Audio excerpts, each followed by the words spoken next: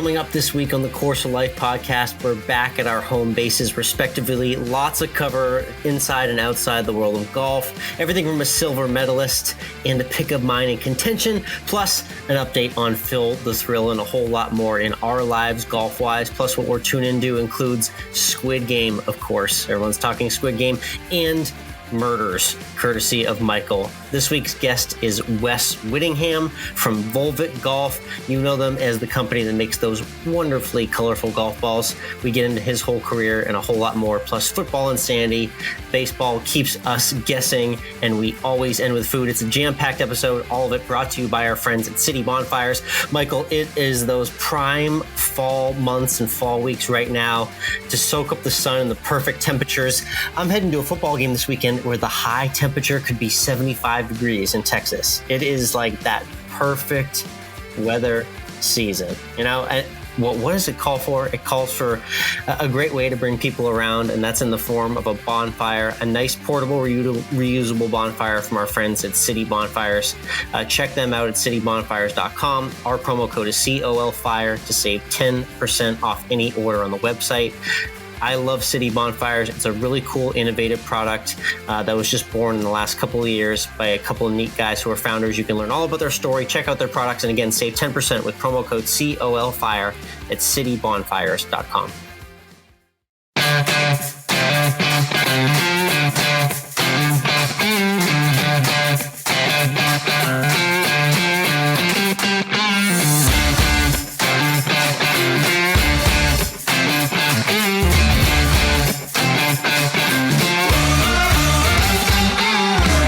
Interwebs, and welcome to Course of Life, part of the Morning Breed Podcast Network. We are proud to be presented by our friends at Desert Fox Golf and Toasty Snacks. I'm Michael. He's Alex. Alex, welcome back. It's been a week and a half since we've sat down at the microphones far away from each other. Dearly too. You loved hearing this voice too. You just can't get enough of it, right? Look, let's face it. I have the velvety pipes, and you're just there as background noise. So I'm the flailing sports talk radio host going off at the handle. Basically, that's my role here. We were both getting down to the Sunshine State for different reasons. Bottom line is I had some pretty nice weather. I don't know about you, but it was a lot of sunshine for me and a lot of beach and pool time. I'll get to the golf in a moment, but how are things your way? Mine was more of a business trip to clean out a family house. So it was a lot of work. It was exhausting. I'm still tired from it. But it was good to get it all done. So nice grinding. You got the trip back in safely. Good to hear. One notable thing golf wise, people got to know I played a great round as well too. Played with brother-in-law and played a 79 18 hole score. First time I broke an 80 in a long time at that course. Nice. Shout out to Lily in Naples, Florida. Beautiful spot. And then I also got to go to Popstroke, which you got to check out my Instagram for, and check out COL podcast. I wanted to get your thoughts on it because I played a live 9 holes on Instagram with an amazing finish for those who haven't seen it yet. But the whole facility, and shout out to Wes and the team there, was just looking immaculate. And that was a real fun afternoon. Yeah, I wanted to try to get up there to it just north of Naples in the Fort Myers area. Was not able to. Courses look fantastic. It does not look like mini golf at all. I think I showed a picture to my wife, who's of course also a golfer, a high school competitive golfer, as I've talked about in the past, and she just couldn't believe that was an actual mini golf course. I know the undulations and the way the ball rolls is so realistic too, Michael. There was not any of that dumb roll on typical mini golf courses you see where the ball just goes a ridiculous amount of different distance forward or backwards or sideways. It was very true the whole way. Again, check out my IGTV. I had an amazing, immaculate finish. I'll just leave it at that to the 9 holes that I played. Another shining star moment for me in terms of live golf content, but finished it with the Cookie Monster milkshake, which you can check out the photos of on our Instagram. Again, I'm at Course of Life Alex. You're at MWRNC, and the podcast Instagram is at COL Podcast. And I'll be putting together a video of my trip there soon as well. So check out all the content from our friends at Popstroke. Really great time. Can't wait to see it. Can't wait. Let's talk though real briefly about what happened last week in Vegas for the Shriners Children's Open. We had a lot of really low scores out there. We had a 60 watch for a while there from Sungjae Im on Sunday, who ended up taking this, going 24 under par. Matthew Wolff had a great week as well, finishing 4 strokes back in second place. That was good to see. Under par. Yeah, I know he'd been having some mental health struggles in the last few months that he documented and was pretty open about. And seeing him get back into contention now a few times here in the last few months has been nice because he's a great character in the game and a good guy overall. And yeah, like I mentioned at the top, some interesting guys in contention too. My pick was Mark Leishman, who was flirting around with the lead on Sunday. And we have to mention Rory Sabatini. Oh, I'm sorry. Silver medalist Sabatini. Slovakian Rory Sabatini. Devout Slovakian, correct. Rory Sabatini in the mix as well. But you said it, the Ironman, Sungjae Im got it done. Funny little stat to his pro career, getting wins in his 50th and 100th PGA Tour start. This guy's off to a great start to his career. He's going to be around for a while. We call him the Iron Man because he plays basically every week. But you know what? He shows up on so many freaking leaderboards, so I guess he should play every week, right? True. I mean, if you're going to win, if you're going to get money, you might as well play. Yeah, so he personifies that perfectly. Shout out to Sungjae Im, just a warrior grinder. And good to see him get that win on Sunday. Let's also talk about the Champions Tour because Phil Mickelson, I think it's time for him to commit full time to the Champions Tour so he can just go on the typical, I'm now on the Champions Tour, I'm going to win everything sort of tear. He's in a tricky dilemma now. I guess what's cooler to him is just, playing like 5 tournaments a year and winning 4 out of 5, or going and playing like in 20 and winning like 10. Like, I don't know what's cooler, but he pops in again for his 4th career start on the PGA Tour Champions, Mike. His 4th career start. And he just notched his 3rd win. That's right. He's got a 750 batting average on the PGA Tour Champions, winning the Furyk and Friends event. I mean, I love how he is just picking and choosing his spots where he wants to lap the field with these 15 over guys. It's unbelievable. Yeah. At this weekend, he was just south of me in Jacksonville. I should have realized this. We could have gone. The constellation of Furyk and Friends. Jim Furyk tied for 4th for the week. It's not too shabby. Yeah, he hosts this one. So this is the new thing. I feel like Steve Stricker does one in Wisconsin. Furyk does one now. So a lot of these players are taking on kind of hosting duties, bringing in their own sponsors, course, venue, all that good stuff, charity, donation capacity as well too. So it was neat to see that tournament come to fruition. He had like a cool pro-am feel where Annika Storenstam played. I like that little pattern on the PGA Tour Champions. It's cool getting the players involved as hosts as well. It really, really is. Speaking of a lot of players out there, let's talk about what's going to be happening this weekend. And that is the CJ Cup at Summit. Vegas. Yeah, it's the Vegas like luxury desert course, strip in the foreground, mountains in the background, classic venue for Vegas desert golf fans. And I was shocked to see how loaded this field was. I know this is kind of a limited field. It's a more shorter, smaller field. They don't typically get the panache and the caliber of field they got this year. I was very impressed. Yeah, we got Colin Morikawa, Dustin Johnson, Justin Thomas, Xander Schauffele. Sungjae Im is playing again. And this is a pretty loaded field. Brooks. Both Rorys, Brooks, Victor Hovland, Cam Smith. So, pretty loaded field out there. Who's going to win? Give me the winner. Who's this is a take your pick deal. My full card will be at Course of Life 1 on Twitter on Wednesday evening. You can check Mike's picks to follow at MWRINC. One guy I'm riding though, just because I'm all over his swagger train right now. It's why not pick the guy who is just kind of quietly lighting the golf world on fire in his own way, in a very indistinct way. I'm talking about the gold medal winner who followed it up with a great performance at the Ryder Cup. Xander Schauffele, rolling off of all the momentum in the world. Like, this guy cannot look cooler. I kept tagging everyone I knew in the post he was putting on Instagram, because he's just smoking the victory cigar, just rolling around the course, celebrating, whistling straights. And the swagger was on a million. So I got to go with Xander Schauffele. I'm definitely putting him on my card this week to get it done. I completely agree, because there's really few people out there who are better in a limited no-cut field than Xander Schauffele. Oh, yes. So, fair enough. There you go. Won't look that unfamiliar compared to the Tokyo field. Funny you mentioned that. Okay. So all 4 cards will be up on Twitter on Wednesday evening. So keep an eye out there for that. We've no winners yet this season, but it's an early season. Still going. It is, yeah. We just had I just had one a few weeks ago, so we're doing okay. We're feeling the vibes. It's all good. On the calendar year, we're doing great. Yes, we're doing great. Let's switch over to Tuned In, where we share what we're getting into outside the world of sports. Before we talk about the sensation that is gripping the world, let's talk about Squid Game.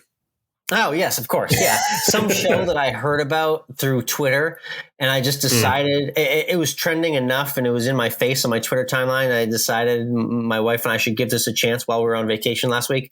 So we are 2 episodes in, which is kind of crucial because the first episode is definitely like high level octane. You definitely get the whole feel for what's going on in the show. The second episode is extremely the opposite. There's not a lot of action, and I'll just leave it at that. But yes, Squid Game. I've watched the new hot trendy show. What have you heard about it? Because the only thing I can tell you is that for sports fans, it's easy because every player and every character on the show is a jersey number. So I appreciate that as a sports fan. What I've heard is that the costumes are terrifying, and that the games within this are having teens do more dangerous things, i.e., reminiscing to eating Tide Pods. Yeah, I forget exactly what the name of the game is. I think it's not Red Rover, or like there was a game you played when you were a kid where one person was on the other side of the room and you faced your back to the crowd, and you were able to run as far as you could until a noise went off. And as soon as they turned around, there was consequences. And let's just say the consequences were dire in episode 1. So it's all sorts of crazy games going on. Like I said, though, everyone's got a number. So if you're a sports fan, you can get down, 456, 119 and 001. I mean, the old guy, you got to love him. So Squid Game is an interesting watch if you're a sports fan from that perspective. I'm kind of glued just for the competition fan that I am to see what happens at the end. So I'll see the 9 episodes through it and report back. Looking forward to hearing about it because I just don't think I'm going to watch. I don't. Yeah, again, I need to get into these episodes 3 and 4. I hear that's where it really pops off. So we'll find out firsthand. All right. Meanwhile, I am watching a show with Steve Martin, Martin Short, and Selena Gomez in it. Oh, my God. Well, first off, that's a great field. I've heard murmurs about the show, but I didn't realize that's what you were about to bring up today. I love me some Selena Gomez, and the Steve Martin Short combo. That's a classic. That goes back to our childhood. Good. Yeah. Always good. And of course, this is Only Murders in the Building. It's on Hulu. We're about 4 episodes in right now, I believe it is. We're a little behind on what's actually out there. Very, very good. First episode was slow, but it really is picking up steam. It's gotten quite funny. I mean, I am a huge Steve Martin fan. If you're not a Steve Martin fan, then I don't want to know you. Yeah, and I became an interested party in this show, which I'll now pick up now that you've mentioned it by name, because I saw some Steve Martin interviews where he talked about the generational gap between him and Martin Short filming on set with Selena Gomez and what things do and don't make sense to people that are a generation apart. That was funny to pick up on, but neat to see how that cast comes together. So interesting. I like that pick, Mike. Only Murders in the Building. Where are we finding that? What streaming service? That is out there on Hulu, of all places. Cool. Good stuff. Love it. Let's go ahead and get into this week's guest, Alex. I'm a big fan of playing colored golf balls. I've been doing it for a while now. I was going to ask that question to start off, actually. Yeah. I like colored golf balls. I like to be different out there on the course. And that's, I don't really wear a lot of cool, I don't even want to call them cool patterns. Cool patterns. Since you just called them cool patterns, I get your drift right there. That's all I'm you not need to do. That kind of golfer. I'm not wearing that kind of stuff out there on the course, but I will definitely play a yellow or orange or red golf ball. And this week's guest is with a company that is known for their colored golf balls. Yeah, that's right. Volvik Golf. They're big with amateur golfers. Now big on the LPGA Tour, too. You remember Bubba had a brief sponsorship with them, and they work with a lot of tour players in the LPGA as well. We've got the guy who runs the show there, the VP of sales, as this week's guest, Wes Whittingham, a really cool guy that has an amazing background, and he brings up just some of those throwback like golf brand names that'll bring you right back to your childhood. You're like, wow, haven't heard the name Ram or Lamar in a long time. Some good golf memories from this week's guest as well. Back in the day. We'll get into this interview with Wes Whittingham in just a second, but first, as always, it's brought to you by Desert Fox Golf, our friends of the show and the makers of the Phone Caddy. The phone caddy lets you strap your phone right onto the side of your golf cart, so it's easy to use and view all day long. No more fumbling around the dark spaces of your golf cart, dropping your phone on the seat, or even worse, onto the grass as you drive away. The phone caddy keeps you locked in safely so you can stay locked into your round. And Alex, it's the middle of October. It is. And yes. We don't know how long it's going to take to ship things. So now is the time to use our promo code Course of Life and get 10% off and get your phone caddies for everyone on your Christmas list. I don't care if they're a golfer or not. Get it for them because they're going to love it. And then they're going to start golfing and then we're going to get more people playing and it's going to be even better. And they'll start listening to this podcast and they'll get other people to use the promo code, which is Course of Life. Cycle, isn't it? And they'll save 10%. It's just never ending. It's never ending. I love Desert Fox not only because they thrive with the orange phone caddy, the OG, which I have in honor of Halloween, but they've got the black on black now as well too. So they've got prime Halloween colors. If you want to test how fast the shipping is and see if you get it in time by the end of the month, go for it. If not, it's a great holiday gift, like Mike mentioned. And that new black on black is just, it's sexy. Elite design right there. There you go. So again, it's promo code Course of Life. You get 10% off your purchase, even includes their patriotic line. So you can get whatever you want, whatever color you want, whatever pattern you want. It's pretty awesome. Their website, desertfoxgolf.com. And get that promo code Course of Life to save 10%. Again, that's desertfoxgolf.com. Go get yourself and everyone you know a phone caddy.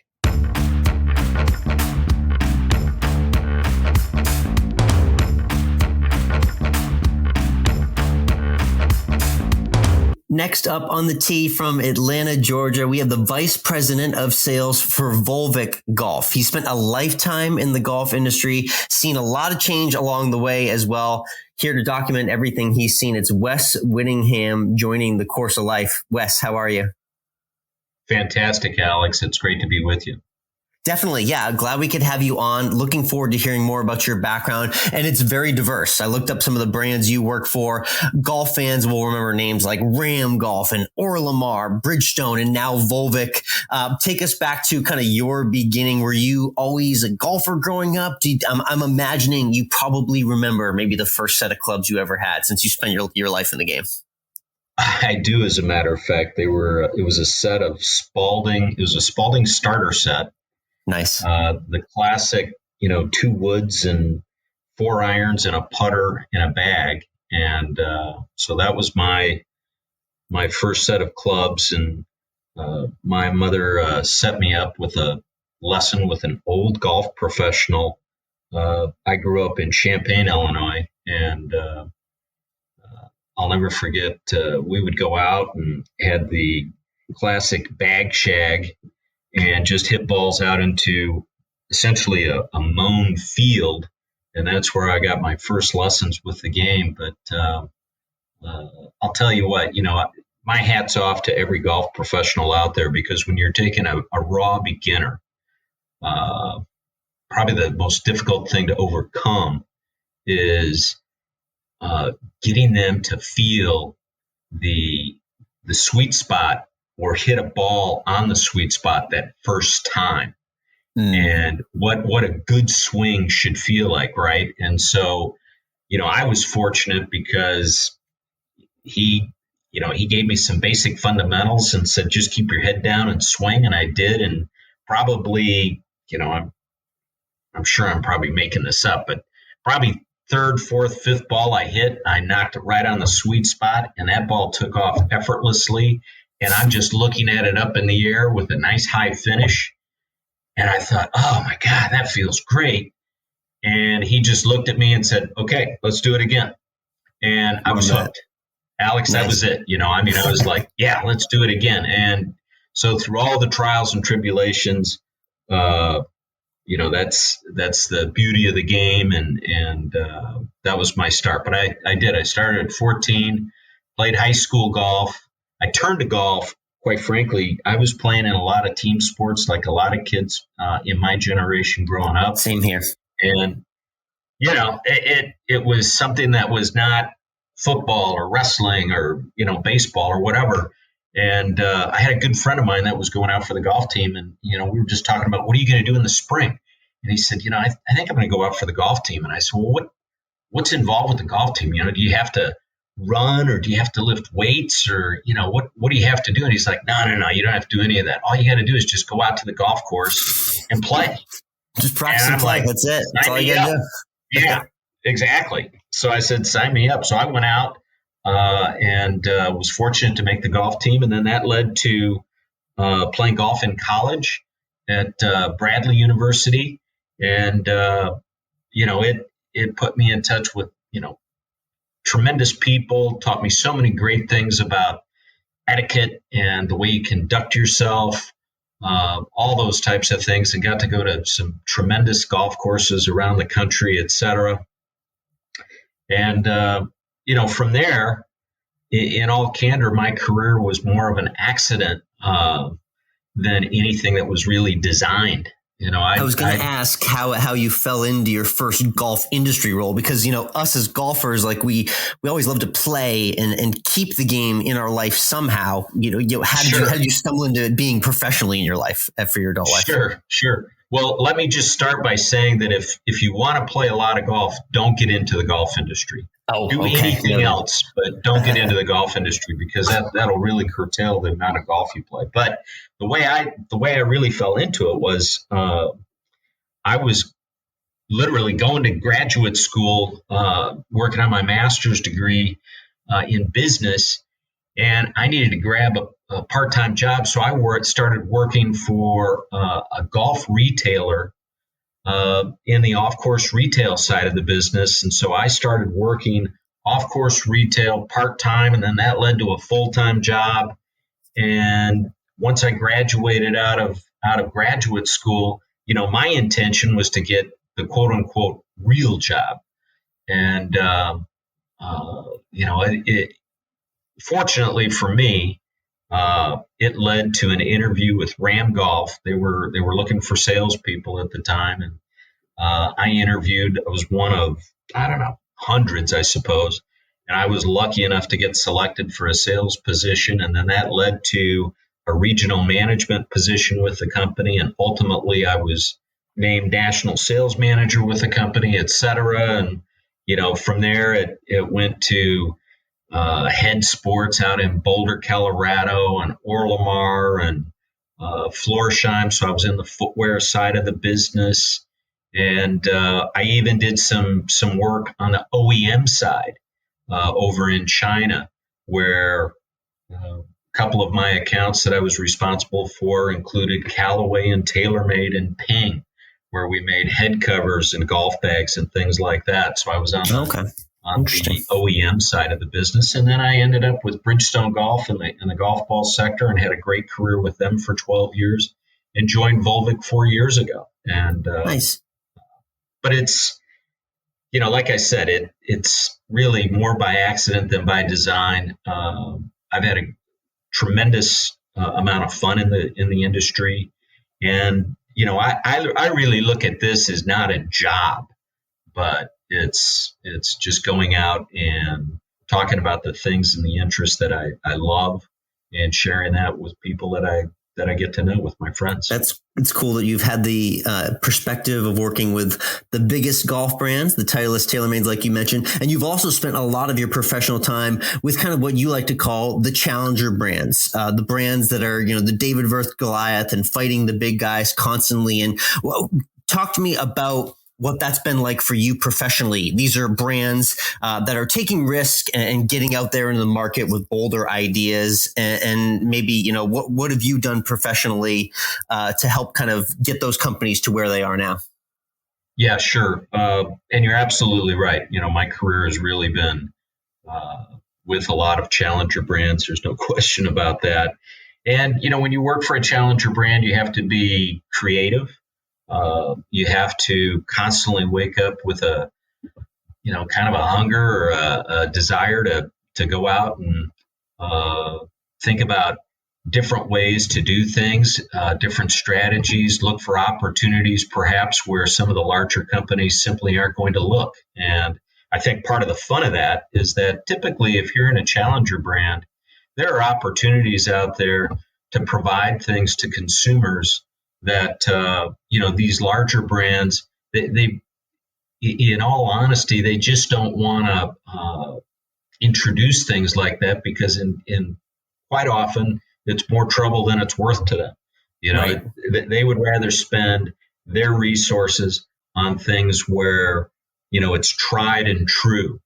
And, oftentimes what you'll see some major brands, and they're not really the innovators when it comes to product or when it comes to marketing campaigns. And so very often what you'll see happen is that you'll see some of these major brands literally, I don't want to say lift or take an idea or anything, but they'll take a concept, for example, really reshape it into their own, and then remarket it and put their marketing power behind it to the consumer. And I've always kind of looked at this as a sizzle and steak business, or I guess another way to look at it, the sheep and the wolves.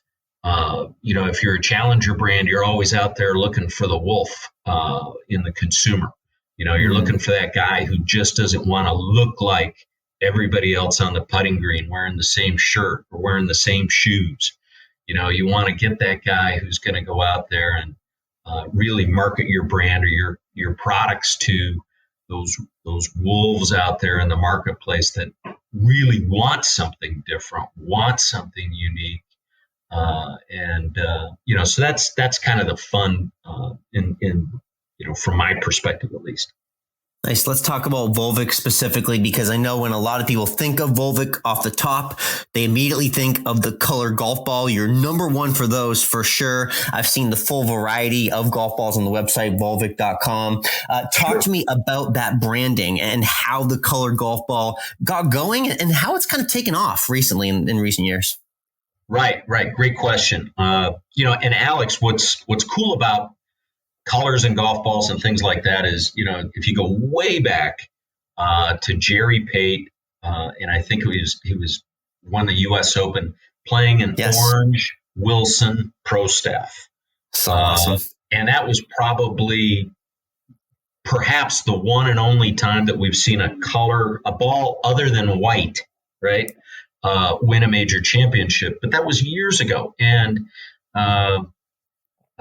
so the whole color golf ball segment really would just kind of ride these little crests and waves, where you would see some yellow golf balls come out on the market or perhaps some orange golf balls, but it's always been dominated by white.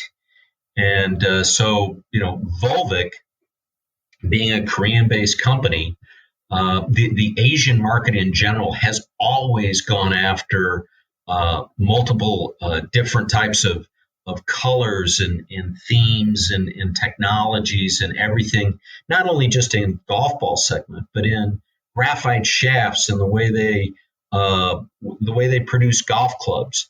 And so the Asian market, whether it's Japan or Korea, have always been kind of the innovators in things of that nature. So the aesthetic has always really appealed to their demographic, their population.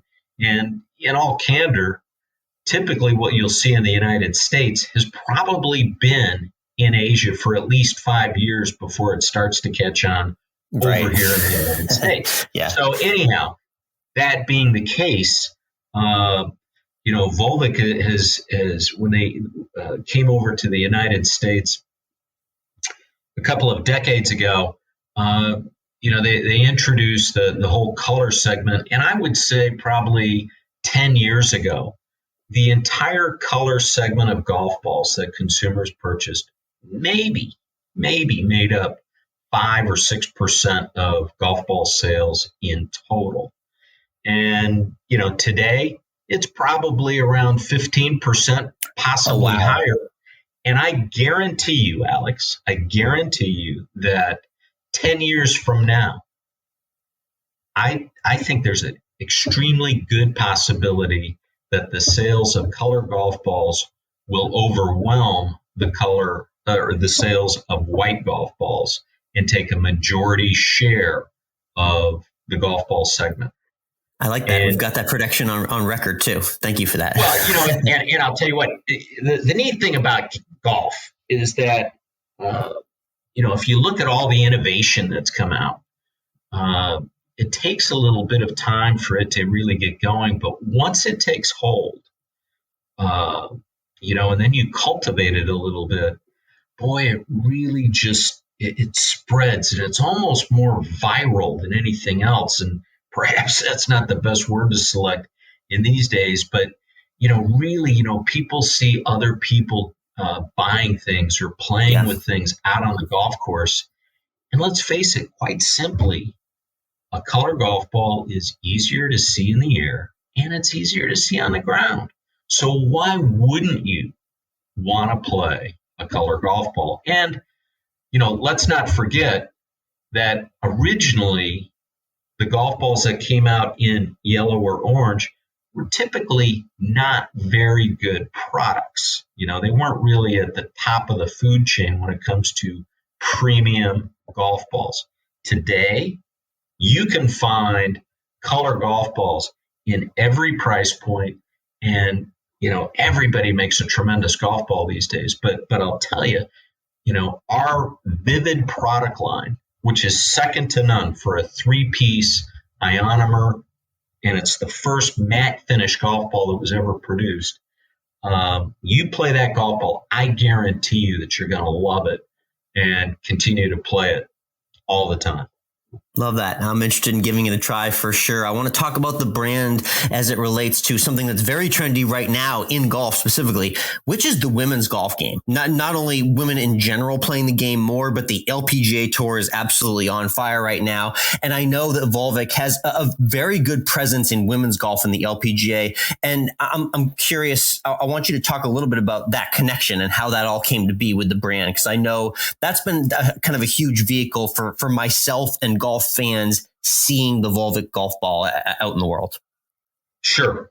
Be happy to. And you're absolutely right. The women's, I'm going to call it a movement in golf. I mean, that segment of players has just mushroomed, and it continues to grow. And if anybody watched the Solheim Cup recently, it was, tremendous. It was great. And so, Volvik's experience with the women's side of the game and the LPGA, quite simply, really comes from us being headquartered with our global corporate office, and our manufacturing sites are in Korea. And as you know, South Korea is huge into golf in general, but specifically women's golf. And all you have to do is look at the roster on the LPGA today, and it is really saturated with so many great players, but particularly from South Korea. And so at any rate, it's almost remarkable, quite frankly, how strong a presence the South Korean players are on the LPGA. But specifically what's happening is that in Korea, these women are really the superstars of the sport in Korea. And so it was natural for Volvik, to create some type of affiliation with the players in Korea. And they also knew, our marketing team knew for certain that the best way to really start to create brand awareness in the United States was to really get involved with the LPGA here in the U.S. It would be easy to sponsor events in Korea, but then you're in your own little echo chamber. And so to really grow the brand and to grow the brand on a global basis, you've really got to be here in the United States. And so we've been, a sponsor of several events over the years on the LPGA, and really enjoy it. One thing I would tell your listeners is that, to really look at where they want to improve perhaps their clubs, the types of clubs that they, not necessarily by brand, but the mix of the clubs, the assortment of clubs they use, and the types of shaft flex and things of that nature. I would never look at a PGA Tour player's bag to see what's in the bag. And those guys, that is a pretty unrealistic thought. Yeah.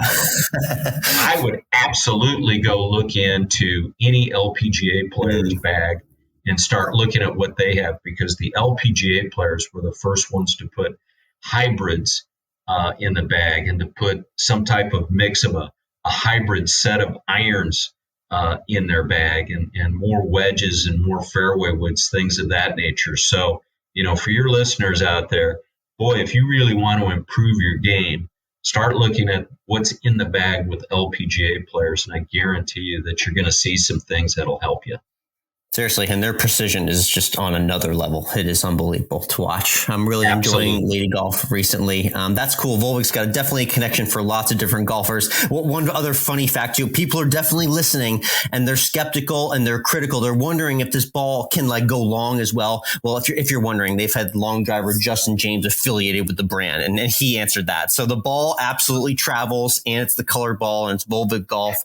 But one other thing I want to mention that the brand's doing that's really cool is tell everyone about the Marvel line of golf balls that you guys have created. I know Marvel superhero and movie fans will absolutely love to hear this collaboration you've done. Tell everyone a little bit about that.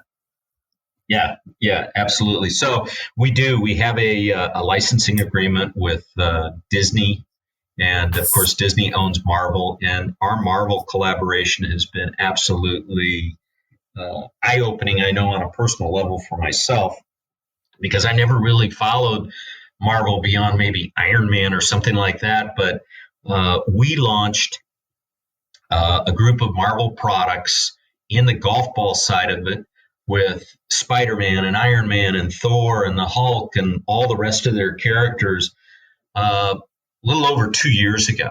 And the response to that introduction was absolutely eye-opening for us. And of course, our marketing team and our creative team in Korea did a fantastic job with the packaging and using our vivid golf balls with all of the 8 different color options that we have, with these remarkable logo reproductions of the characters and things of that nature. And so we kind of took that as the foundation, and then started to expand the platform. And so this fall, literally next month, Alex, we'll be launching a series of products that include our Marvel ultralight stand bags, our Marvel travel covers, Marvel headwear, all targeting golfers all over. And we're super excited getting these new products to the marketplace, in addition to, keeping our foot on the gas when it comes to the golf ball introduction with the Marvel characters, et cetera. And so we look at this as a huge opportunity, a great segment. And let's not forget, these guys never lose. And so we've got a Marvel team here that has a winning season every single year. That is great to hear. And this is probably going to be going on the Course of Life holiday shopping list for sure. I'm seeing a lot of cool things for the Christmas buyers out there this holiday season.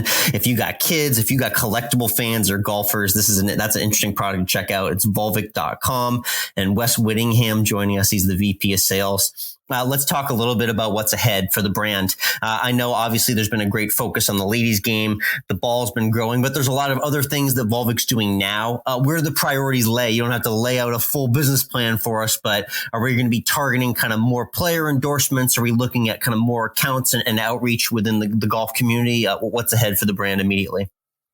Yeah, I'll tell you what, just the short time that I've been with the company over the past 4 years, we've really expanded our reach in several different trade channels, which has been fantastic. And our audience and the types of products that we have appeal to such a large demographic that we're really kind of welcoming new business partners. Where when I was working for other brands in the past, I never really had that kind of dialogue or engagement before. So it's been very interesting working for Volvik on that side, because it's really taken us into retail, maybe a little bit of department store side of the business. Obviously, e-com has mushroomed ever since the pandemic hit a year and a half ago. That side of the business exploded.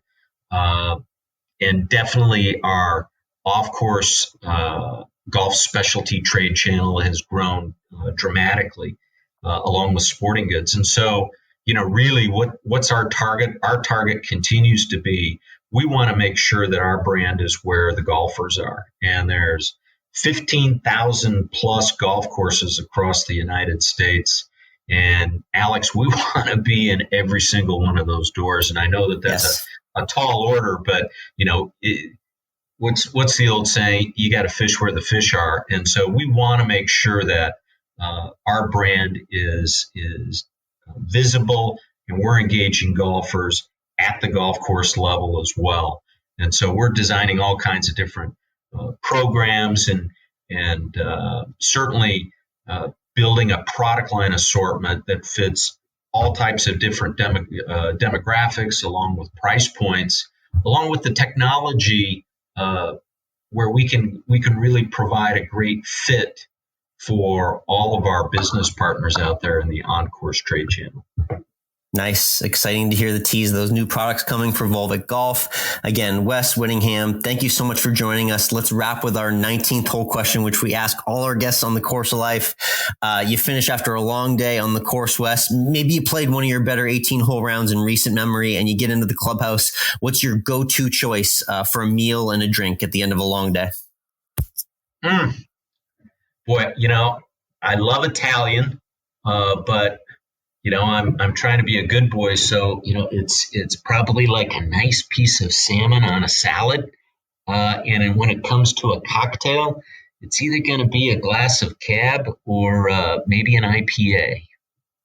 Nice. That's a delightfully responsible choice there with the salmon and salad. I'm sure your family members will be proud of you for that choice. Good job staying away from the fried stuff. Nice work. Wes Whittingham, thank you so much for hopping on the course of life again. It's Volvik Golf. Check out everything they've got coming for this holiday shopping season and all the products in the future as well. Wes, best of luck with everything. Thanks so much, Alex. It was great being with you.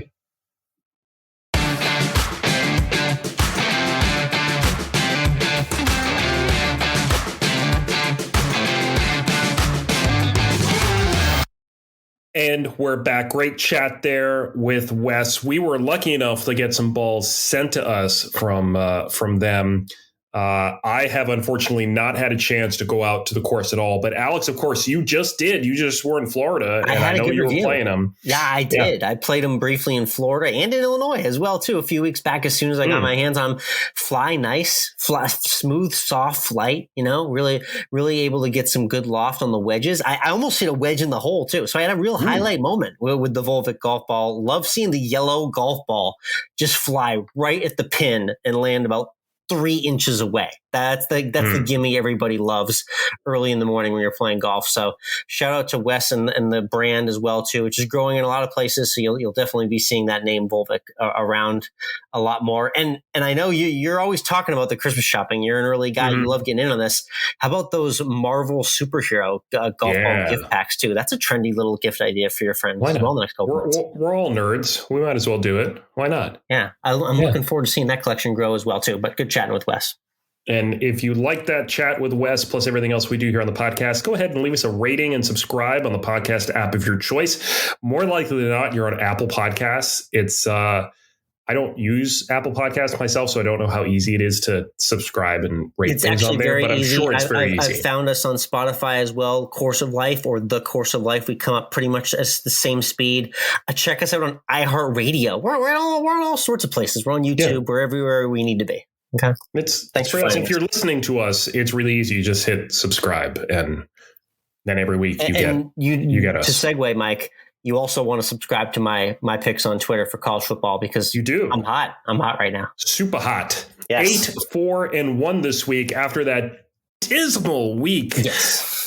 Before that was, how bad was it? It was 6-9. Yeah, it was pretty bad. It was the bounce back we needed. We had a decent Thursday and Friday. Again, those picks, I'm not even counting those. I'm just talking Saturday, but it was a successful one. Winners all over the place, close winners, blowout winners, but it was great to win more than lose. At Course of Life 1 on Twitter every Saturday morning, I put my card out. I'm at about 56, 57% against the spread, Mike, which is what we like to be. That magic number is if you're up over about 44 or 45, you're making some money. So far so good this college season. And I got another tailgate tour stop coming this weekend as well, too. Texas versus Oklahoma State. That's right. And this is the interesting part I wanted to bring up to you, Mike. So it's in Austin. It's in my home stomping grounds. Quick little drive for me to get down to the tailgate stop. I'm definitely going to be putting some footage and a video up soon of my time this Saturday. However, it's an interesting scenario. It's an 11 a.m. kickoff here in Austin. So we're talking like breakfast tailgate items potentially, or do we just go straight to lunch at 8, 9 a.m.? I'm excited to see what the mix is. I want to see brisket egg sandwiches. Yeah, that does seem fitting, doesn't it? Right. Yeah, that does seem fitting. Or, the brisket breakfast tacos. Boom. There it is. Okay. That's what I'm on the lookout for this Saturday. Check out COL Podcast and also check out Always End with Food Pod. I'll be posting there with my findings this weekend. That's right. On the flip side, on the professional circuit, how'd that feel to bounce back after losing to Tom Brady? It was good. It was a win out of necessity. It absolutely had to happen. It was strange because they played so great, and neither one of those scenarios I described on this past week's episode came to fruition. It wasn't a blowout. It wasn't a Pats win. It was a moral win that was a loss. And then they come back with kind of a stinker against the Texans, which was a win, but it felt like a loss. So strange times for Patriots fans as they sit at 2-3 here. Well, at least you've got 2 wins under your belt. Yes, I think it's more right now than your Giants at this point. The majority of your starters are still intact, right? They're breathing and able to play. They're able to get up to the line of scrimmage. Yeah, I know. And I saw Jones took a bad hit. Daniel Jones did. And Saquon Barkley, I love the guy. He's electric. Again. It's always something with him, though, isn't it? It's just the Giants are literally dead. They're literally dead. The 7 of the 11 starters are not playing anymore.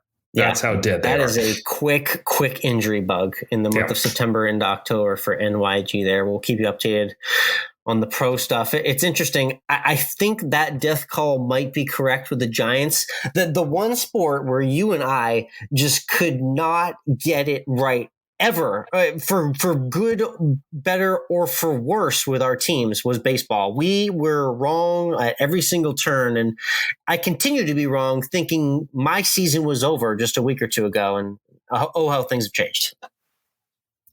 I don't know. I don't know what we're talking about. Yeah, that's right. Because you were busy traveling and doing all of your busy life things. To update you, there was a 1-game playoff at Fenway Park in which the Red Sox emasculated and murdered the Yankees franchise. Again, I hate to see us do it again, but we did. And now we're rolling through the Rays now to the American League Championship Series. And life is good all of a sudden as a Red Sox fan. I sound so weird and confused saying that because I thought I killed this team like 3 or 4 times this season, Mike. I'm just very confused with the way the last few weeks has gone down. I mean, I don't know who to root for anymore. Go Expos. Yes, that's right. No Blue Jays yet, no Expos, no Canada. So we're down to the Stros, the White Sox. Yeah, there's not great options for you. Can we all agree that the Astros are the worst team in the history of baseball? We all agree to that, at least. For people to root for the Red Sox potentially playing against the Astros, because I know how everyone feels about cheaters these days. So that's the cheater bowl of all cheater bowls right there in the ALCS if it comes to fruition.